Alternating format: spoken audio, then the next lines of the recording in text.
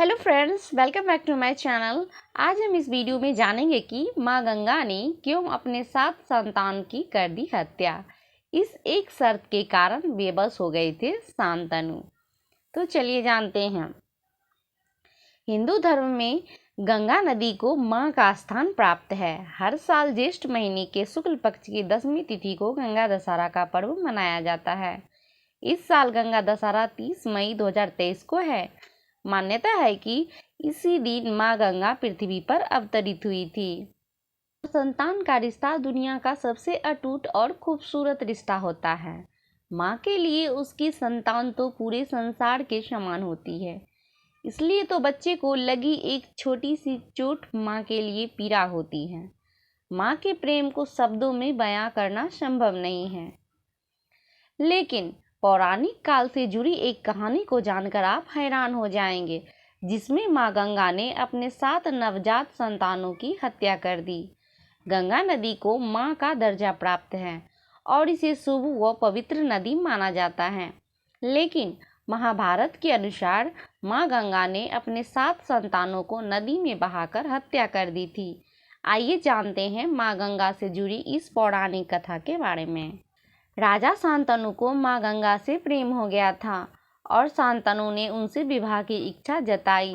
माँ गंगा भी इसके लिए मान गई, लेकिन राजा के सामने माँ गंगा ने यह शर्त रखी कि वह अपनी इच्छा के अनुसार रहेगी और उन्हें कोई रोका टोकी नहीं करेगा। अगर उन्हें किसी कारण रोका टोका गया तो वह राजा शांतनु को छोड़कर चली जाएगी।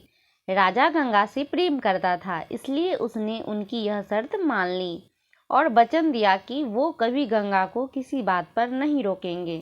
लेकिन बाद में गंगा को दिया गया यही वचन उनके लिए मुसीबत बन गया।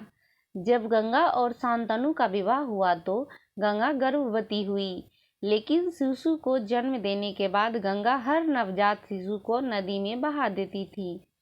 इस तरह से गंगा ने अपने 7 पुत्रों को नदी में बहाकर हत्या कर दी।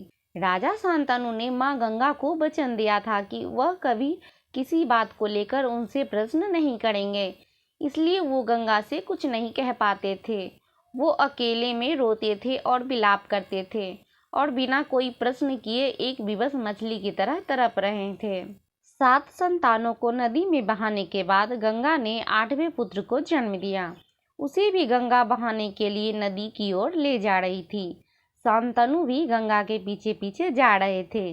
जैसे ही गंगा 8वें संतान को नदी में बहाने वाली थी कि शांतनु ने उन्हें रोक लिया और कहा कि अब उनसे यह सहन नहीं होता। तब गंगा ने कहा कि आप वचनबद्ध हैं। राजा ने कहा कि जिसने तुम्हें वचन दिया था वह चंद्रवंशी राजा था और आज जो तुम्हें रोक रहा है वह पिता है। तुमने एक एक कर मेरे 7 पुत्रों की हत्या कर डाली, लेकिन अब मैं तुम्हें अपने 8वें संतान की हत्या करने नहीं दूंगा। आखिर तुम ऐसा क्यों कर रही हो? गंगा ने शांतनु से कहा कि मैं अपने संतानों की हत्या नहीं की, बल्कि उन्हें श्राप मुक्त किया है। मैं स्वर्ग में रहने वाली ब्रह्मपुत्री गंगा आपके साथ यहाँ धरती पर एक श्राप के साथ रह रही हूँ। गंगा ने शांतनु से कहा कि पिछले जन्म में महाराज अभिषेक थे, जिसके बाद उन्होंने महाभिषेक और गंगा दोनों को मनुष्य के रूप में जन्म लेने का श्राप दे दिया। इतना सुनते ही शांतनु ने कहा कि क्या हमारी सभी संतानें भी उसी श्राप का हिस्सा है?